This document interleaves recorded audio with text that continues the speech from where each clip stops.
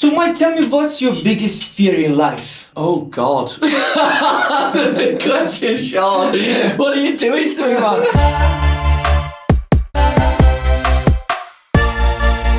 Hello everybody, we're here today with Mike Robert. Mike, tell me about yourself. Tell me, when did you start? How did you start? What happened? Why music? Why music? What happened? My stepdad is a guitar player.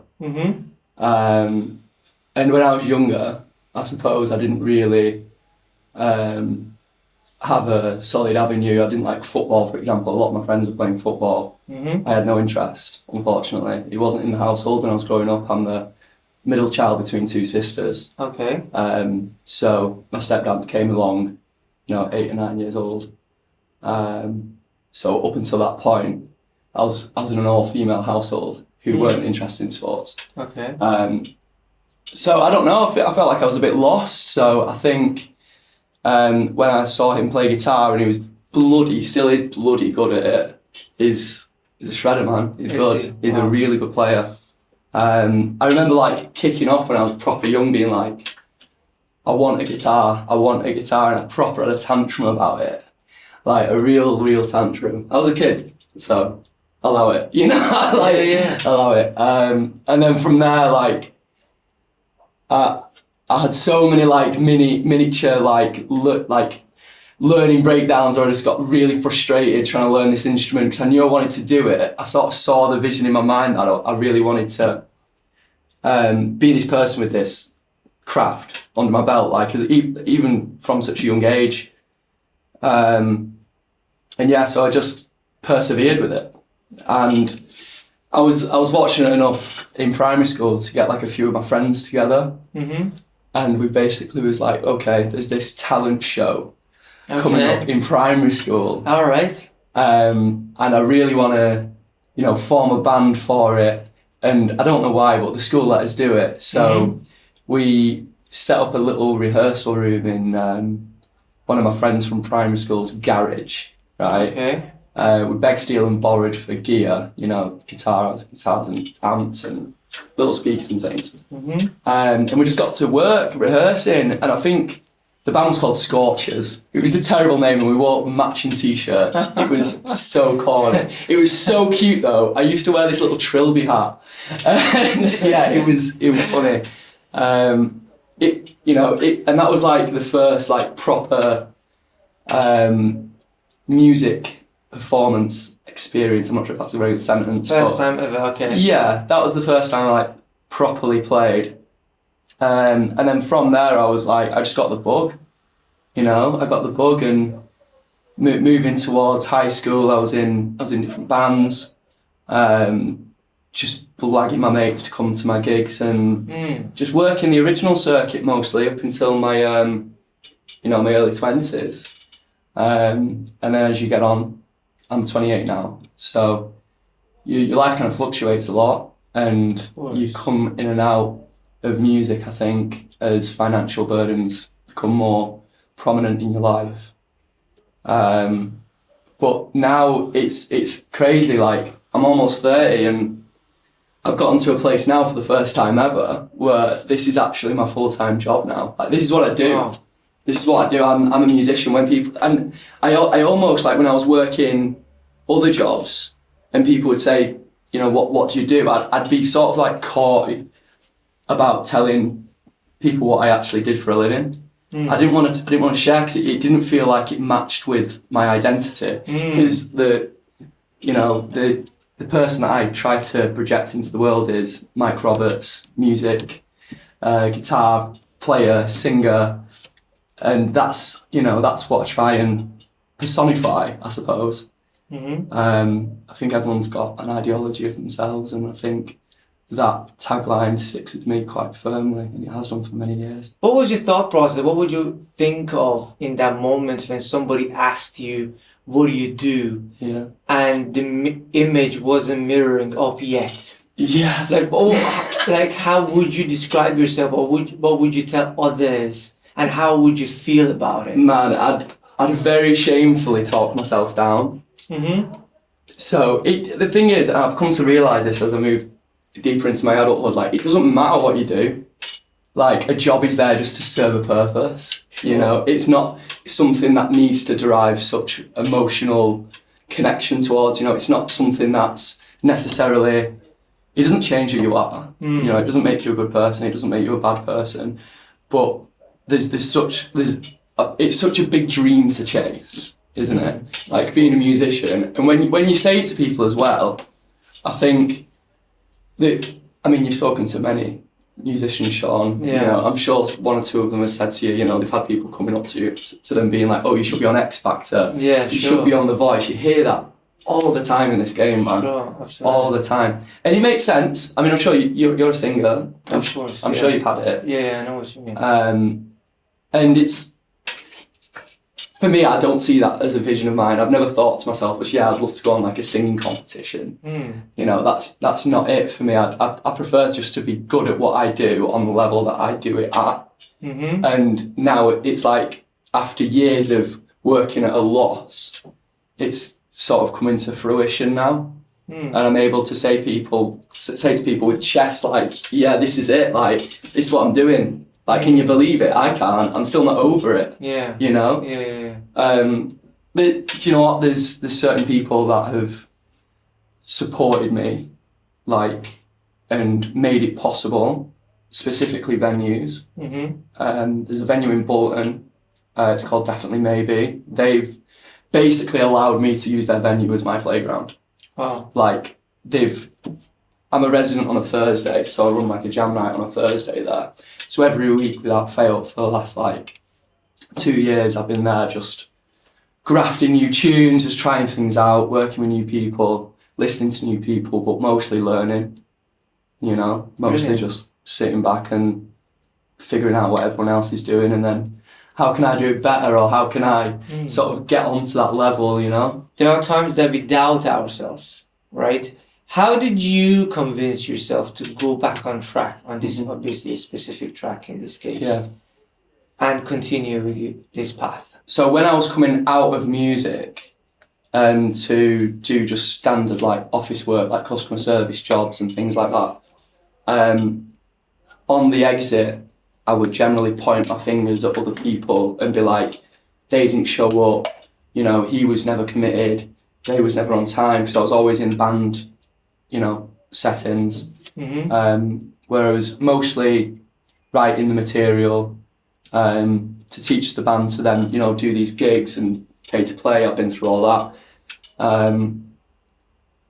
And that I sort of used that as an excuse, you know what I mean? Like, these people didn't turn up for me. They weren't backing me the way I wanted them to back me, and that was like really frustrating, because like I was always there, I was always doing my job, and I was always trying to create something that was bigger than myself.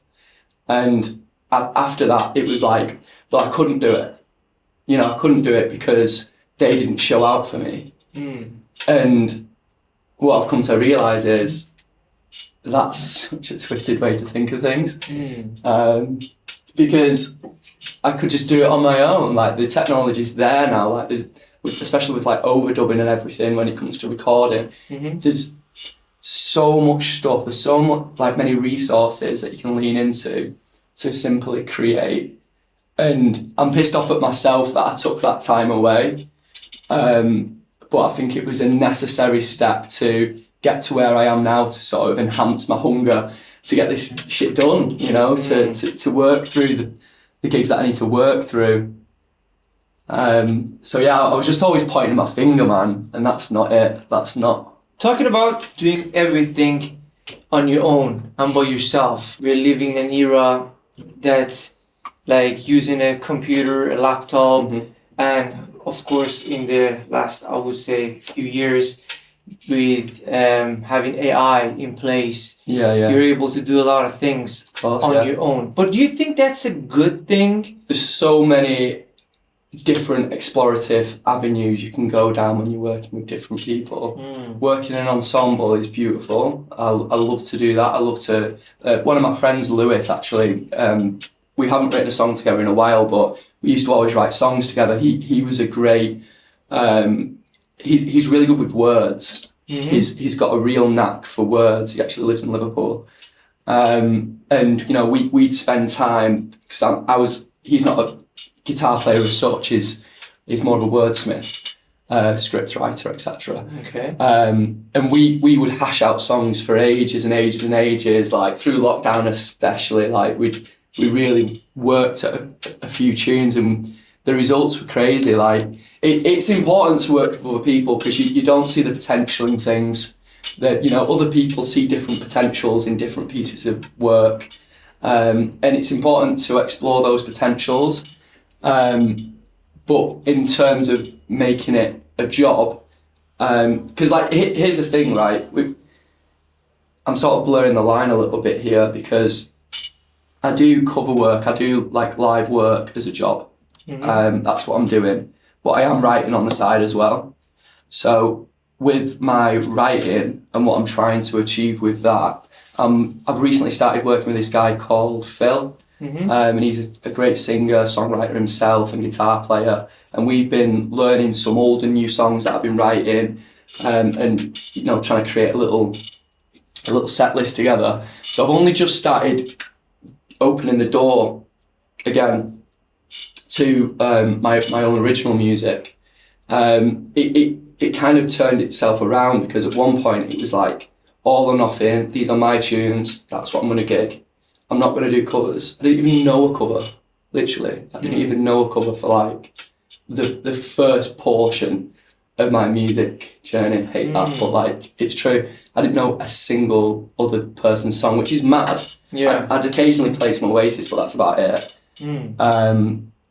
I was always just working guitar chords out and the structures in order to write songs for myself. But it's a legit way of learning your craft as well. But when you look at other people's work, Definitely. you would be able to learn a lot of things about the career, about the industry that you're in, and you would be able to use that in your own kind of work as well, like whatever songs that you're trying to create. I agree, yeah. Yeah, I slept on it for ages though. I slept on it for ages. And now I have got that knowledge behind me, you know, and knowing so many different tunes. It is easier in some senses to take my hand to chord song structures, you know. Words is a whole different conversation, but like the structurally the song, when you're looking at the songwriting and the verse and the bridge and the chorus and however you're gonna, you know, arrange that, it's definitely easier for me to go through that. I suppose like that's the point that you want to get to, isn't it? When you're learning an instrument, or you're learning how to do something, you want to get to the point where it feels easy and there's a sort of flow state to the whole thing, and it's just, I'm going to borrow that from that place, I'm going to borrow that from that, and it also it becomes intuition.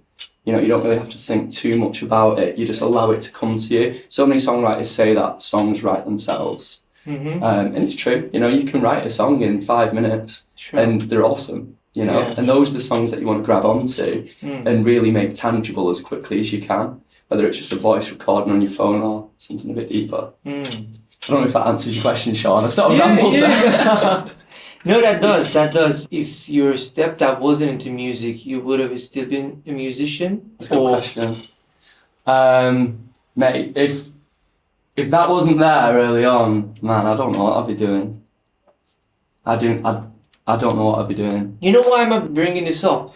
Because I want to emphasize the importance of influence, you know, and who you surround yourself with. Yeah.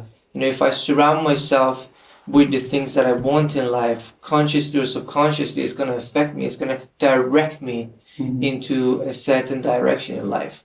You know, whether it's going to be music, whether I'm going to be a child, or whether I'm going to be an adult, you know. Yeah, there's these moments that pivot you down certain avenues. And that is interesting. Yeah, there's always a person or an experience which turns you on to something new.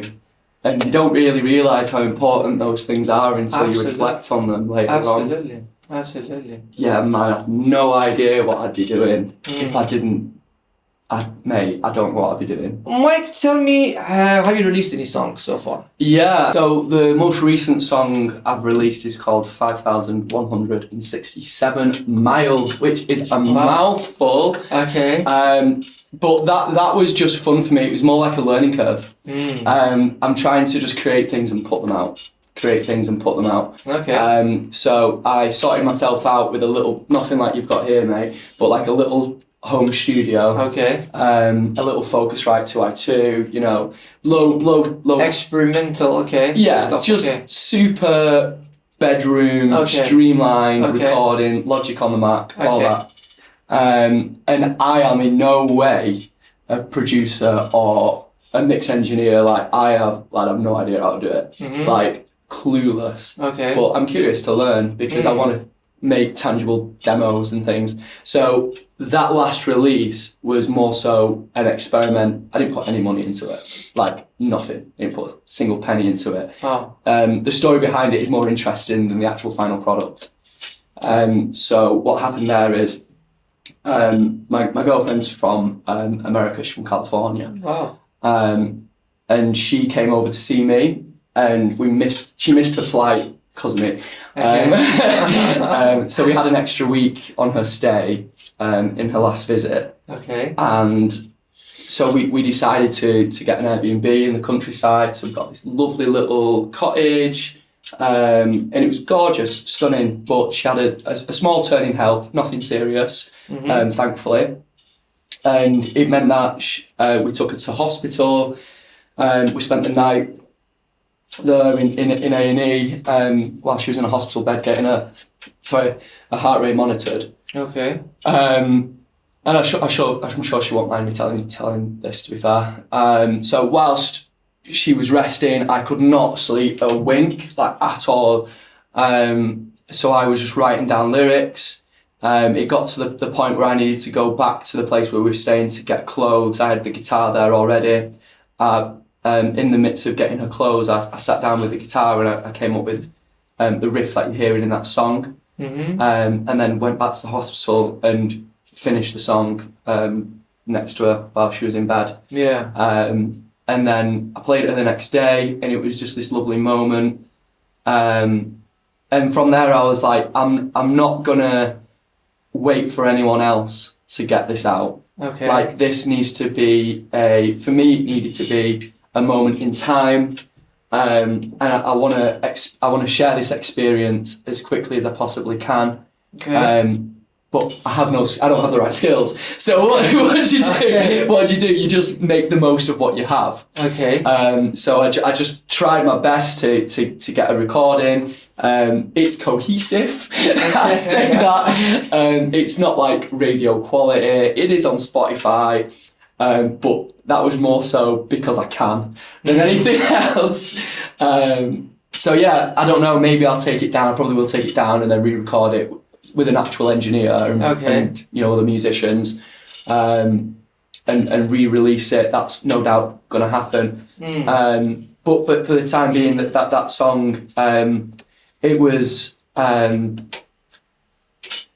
funny actually when she first had that turn in health, when she was in pain, it was an ovarian cyst in the end that burst. Which for the females that are watching, if you've experienced that, it seems like it's hell. Right? Obviously we don't know, but you know, she was in a lot of pain. And on the way to the hospital, I was driving her there, and I couldn't do a thing. So this sounds extremely corny. But I was singing to her on the way to the hospital to like calm her down and regulate the Did it help? I think so. I think it did. That's gonna come up actually next. There are a couple of things that I'm interested to ask you. Okay, Go on. So yeah, and from there, I kind of lost train of thought a little bit. But You were singing to her while you were in the car, yeah? I was singing to her whilst I was in the car on the way to the hospital. Yeah. And she said afterwards, she was like, I didn't know why you was doing it, but I can kind of see now, and I suppose it did take my mind off it a little bit. So I was like, well, my intentions were good. My intentions were good. I thought I sang really well. I was a kid. It was all like a Bella Shawn. It was a bit mad to be there. But yeah, what a crazy day that was. So yeah, I just wanted to create something that reflected that moment, because you learn from the lows, and it's important to take a nod to them when you're in your highs as well. So yeah, I suppose that song does that for me and my partner as well. So talking about relationship and being a musician, relationship wise, when you're a musician, you're in a creative mindset. From my own experience, from the conversations that I have with musicians, that's a totally different mindset that sometimes it might create some kind of friction. Okay, does that happen in relationships? In your own relationship? And how do you handle it? If it does? I've got an A-class chiller. She's just like super chilled and nice. Okay. So, All right. Is she a musician? She's not. She plays a little bit of guitar. Okay. She's a beginner on the guitar.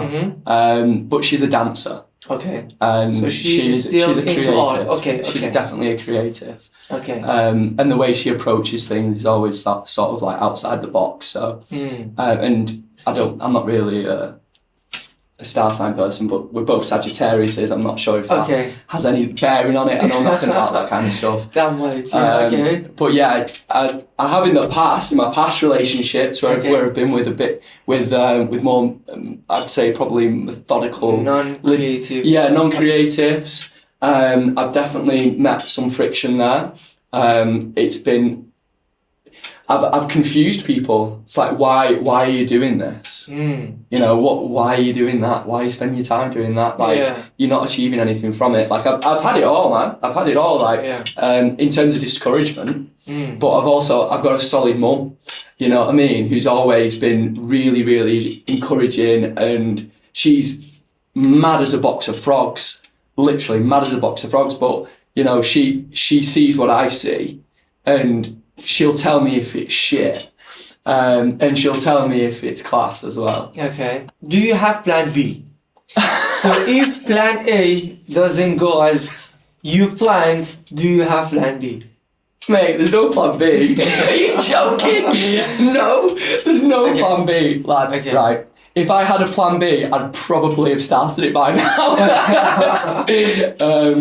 No, I'm a player, I'm a musician, and that's me. Okay. I like other things, you know, I've got other interests in different areas. Not to say I'm any good at those other things. I've always felt like guitar and like songs, and, you know, it's been the one thing that's been consistent in my life, you know, and I think that's, I see myself doing it until I'm like old, you know, I really do see that. If I go into something else, it would probably be teaching, but still, it would be teaching music. Still in the same industry. Yeah, still. I mean, it's funny when you say the word music industry, because it's such a vast, it's a massive, big, like, and I think like a passive listener would recognise that word to be quite narrow. You know, we spoke about non-creative people or people that aren't in the space of music industry, acting industry. I think what they think about potentially is record labels, touring. Sure. You know, I can imagine they'll see like the glamorous side of it. But like, there's so many different corners. Yeah, there are many people working like behind the scenes. Exactly. And they're all job opportunities as well. Of course. You know, absolutely. In terms of plan B, like, I might work for a studio one day. I'd probably love that. You know, I might be a guitar tech for someone. I love guitars. You know, I'm a proper guitar nerd. I'm a gear nerd through and through. Like, I love my guitar pedals and amps and stuff. I love all that stuff. I collect it. So, you know, maybe something like that. Where is that glamorous plan A? I'd like to be realistic about this answer. Okay. I like that. I don't see myself as like the next Ed Sheeran. Okay. Or, you know, like a mega superstar. That's not. I'm from a village called Blackrod. Okay. You know, it's a very small place. And I knock around with all my mates from school in Horwich. You know that. You know, that's what I do. Like, my ideal sort of like career goal would be just like to play all my own tunes with a band in, I don't know, like a 400 cap venue with just all my friends and family there. Okay. And I think that's like super realistic, and I haven't had that quite yet. I had it when I was younger maybe, but I was too young to appreciate it. So now I'm trying to build it myself under my own name. So I'm hoping at some point I'm going to achieve that. And I think I will. I think I'll do it, you know. I think it's super achievable. But for like a short-term goal right now, that's like, because I gig all the time, I'm like saturated with gigs basically, but they're all covers gigs and I'm there for everyone else. I take myself out of it. I'm just sort of like setting the atmosphere. That's the job, creating moments for other people. It's not necessarily to be sit back and like listen to and like, that's a good lyric, but like I want to enter into that space. And you may have spoken to people about this before. Sometimes it's hard to shift from the cover space to the original space. You know, there is a transition to be made there. Of course. But for the short term, maybe this will work as a promo. Like, come to my gig, like, you know, I don't know. But I haven't got the date yet. I haven't got the venue yet. I haven't got the band yet. Okay. But I know it'll come. Like, I am working on it at the moment. Like I said earlier in the conversation, I'm working with this guy Phil at the moment. I have like people that want to work with me as well, which is kind of flattering. You get the other side of it as well, where people sort of want to work for you for the covers, you know, and do that. So I don't know, but yeah, I'd say that's my ideal, you know, just to sell out like a 400, 500 cap venue where I'm the headline and I'm actually playing my own music, you know, and people are actually there to support me and not just be there for each other. That's like, brilliant. That's brilliant. I think it's sort of egotistical as well to say that, like, I want people to be there for me, but like, I do. I want, you know, there's an element of validation that's needed every now and again in music. Of course. And the work that I do now, although it's me on the event page or the gig poster, it's fully me being there for everyone else. It's not the other way around. And I love that, you know, but also it'd be nice to see the other side of the table as well. Yeah, that's brilliant. Tell me about some of the challenges. First thing that comes to mind when you say that is, a few of my friends, we lost a friend, right? Okay. We lost a friend. She was called Alicia, and she was an incredible singer. Wow. But she also had this like incredible enthusiasm and take on life, and the way she would approach things and speak to people, and she was awesome. Like, she was sick. So I suppose one of the challenges there was like grief, you know. Grief is, there's no strategy towards it, you know. There isn't. There's just sort of you live through it, you know. Wow. It's definitely tough. I think one of the biggest challenges in life that when you lose somebody that you're close to, you know, it can be a friend, it can be your family. Our brain and our mind has a tendency to learn its way through survival. You know, in a way that you just convince yourself somehow that you gotta keep carrying on. You gotta keep going. You gotta. Yeah, man. You know. There's no looking back. Yeah. Each day is a new day, and the sun is shining, my friend. Absolutely. Okay, going to a very hot topic: social media. What do you do in terms of posting online, sharing your journey online to make sure that you build a fan base? With my Instagram, so that's what I describe as like my platform that I gravitate towards the most. Okay. I've only built that in the last 2 years. Okay. And the people that are on there, they're not like sleeper followers. That's the way I see it. Like because I've met everyone like face to face within the last 2 years at my gigs, or they're friends anyway. So some Instagram accounts now are sort of like relics, and they've been there for a decade, and they've got a lot of sleeper accounts on there. Yeah. For myself, it's kind of you know, I've met everyone fairly recently, so it seems like a really exciting platform to be on for me at the moment. Sure. Because when I post things, you know, people that saw me the weekend before are like, oh, that was that guy. That's that guy that we saw singing in that bar, and he's doing this, that, and the other. So my sort of the way I communicate with my audience is mostly face to face. Okay. Brilliant. And I think that's the most powerful tool, really. Conversation. Absolutely. So I'm really thankful for that, and I suppose that's the outcome of being so saturated with gigs. all the time. I mean, this week, like I played yesterday, I'm going to be playing tonight. Playing Friday. I've got 3 gigs on Saturday. So completely inundated with gigs. I'm super fortunate for that. So having like a platform like Instagram, which allows me to voice what I'm doing, it's really valuable because it helps me retain jobs as well. Like it retains like, not fandom, but like people that have watched me, they have the opportunity to watch me again. Sure. But it gives like, what's the word? It gives people an opportunity to contact me for different jobs as well. Yeah, of course. Like if they have like a venue or a party or a celebration, birthday, wedding or something. Yeah, of course. I solidly use it as a tool. It's a genuine way of like, building a fan base at the same time create more work for yourself as well. Exactly. Absolutely. I'm not very good at it. I think I've done all right with my content recently. It's gotten a lot better. But you know, I'm no content creator really. I'm just a musician that's trying to do it. You know, I like fashion as well. I like clothes. I spend a lot of time in shops buying crap that I don't need. So I do like fashion. So I suppose that helps a little bit as well if you dress well a little bit on your Instagram and.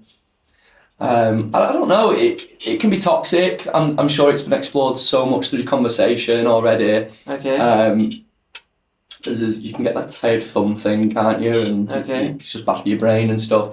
But for the way I approach it, I just sort of like I do it as like if I've got something to say, that's when I'll open my phone to say it. You know, I don't like spend time like sussing out what other people are doing and like spending time on the news feed. You know. So Mike, tell me, what's your biggest fear in life? Oh God. That's a big question, Shawn.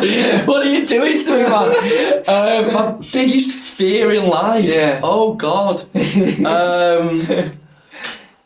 To be I'll answer it in like a sci-fi way so it doesn't get too mad. To live in a time loop. Wow. Imagine that. Living in the same 30 minutes over and over and over again. Or even worse, shorter. There is actually like I think movie. There is a couple of movies, yeah? I think there's going to be. Once at least. Yeah, I mean, I can't imagine anything worse than that. Yeah. Complete boredom. Parallel times. Yeah. Parallel universe. Wow. That's crazy. Jumping from one universe to another one. I think there's a Rick and Morty episode. Well, there's plenty of Rick and Morty episodes on that. Okay, if there was a loophole here, and you were looking at your younger self when you were, let's say, 18 years old, what would you tell him? I'd say be patient. Okay. I'd say that hair isn't everything. Okay. It's going to fall out, so look after it more. Okay. I'd say look after your fitness. Okay. Hold the ones that are close to you and love everyone, flirt with the world. That's it. Is what I'd say. I'd say flirt with the world. You're doing just fine. The path that you're on is perfect. It's great. You know, you're going to lose people, but you're going to love more than you lose. That's what I'd say. Wow. Mike, if you would have won £1 million, okay, what would you do with it? Buy my mum and dad a house. Yeah. Nice. No, actually, I'd buy my sister a house. Okay. Yeah, fuck my mum and dad, yeah. I'll buy my sister a house, my younger sister, Shawn, I'll buy her a house. Okay. And then when everything fails for me, I'll probably put a studio in it and she can live with that.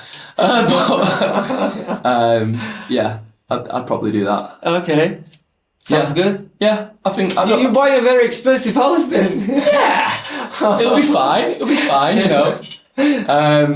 Yeah, I don't really know what I'd do with it. I mean, I don't care for like, you know what I mean, like really expensive stuff, like grand stuff. Like I see like people with like really nice cars and stuff. And but in terms of like spending it and investing it in your career, I don't think it's cool. I'm well more impressed with like guitar players and actors. I love film, you know. I'm like that's like the stuff that makes me kind of, it's that thing of like when you see something like you're jealous of, that's your true desire. Yeah. And like I'm never jealous of anyone with a really nice car or house. If your kitchen's dead nice, I don't care. Yeah. You're like, I'm not bothered. Like have your nice kitchen, that's really nice for you, I love that for you. But also like, don't expect me to be impressed, because I'm probably not.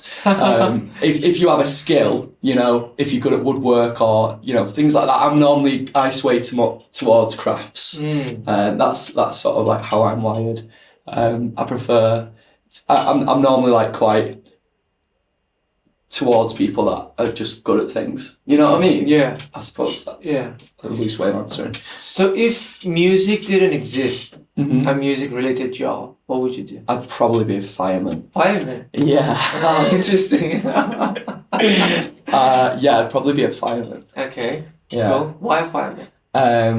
My nan got me this little fire engine toy when I was dead young. Okay. And I always liked that. I still like respect and love the fire service, you know? Yeah, sure. I think it's a great thing. Yeah. So yeah, and it's something that's needed, it's necessary, it's compulsory. So I feel like if it's like this dystopian world where there's no art and culture, I think, you know, things like necessity services, I suppose, would be the few job routes. So I think I'd go for something like that. 3 things that you want to promise yourself that when you walk out of this podcast here, that you want to do. I'm a very structured person. Okay. I want to say, commit to the structure that I've laid out for myself in terms of my day-to-day activity. Okay. Get up early, have breakfast, eat well, exercise. That's the bare minimum. That I always set out to achieve that every single day. Just live by a healthy structure. Second thing I'd say is write more, spend more time delving into that side of my brain, you know, really drawing on my life experiences and try to write more songs, basically. And then the final thing is allow that work to come into fruition. 3 things that you're grateful for. I'm grateful for my friends, my girlfriend. I'm grateful for the work that I've managed to build up over this last 2 years. You know, this job that I'm now working. You know, like I mentioned at the start of the conversation. You know, that the venues that have given me the opportunity to do this, like, and they think I'm all right, and they keep rebooking me. Like it's ace. It's absolutely ace. So yeah, I'm really thankful for that, especially at the moment, because that's all new to me. It's all like a new thing, so I'm really trying to... Last words. I'd say keep an open mind. If I change direction, if I pivot away from the stuff that you've seen me do so far, accept it. Just trust me that I'm trying to do the best thing for my creative abilities. Be forgiving if I release something that you don't like. Just stick with me. The next thing might be better. Brilliant. Mike Roberts, thanks everyone for watching. Please make sure you go to all the links down below. I'm going to put all the links to his social media and all the links to his music down in the description. Make sure you go there, give him a follow, listen to his music, and let me know what you think. Let me know the questions that you want me to ask my guests. Thanks for coming. It was a pleasure to have you, man. That's been here. I just want to take a moment and appreciate all the people who are coming from all around England. People are traveling an hour, 2 hours, and he's been traveling from Bolton. Yeah, not too far. And I really appreciate it still. Thanks very much. You're a legend, mate. Thank you very much for having me. Yeah, thank you. Thanks, man.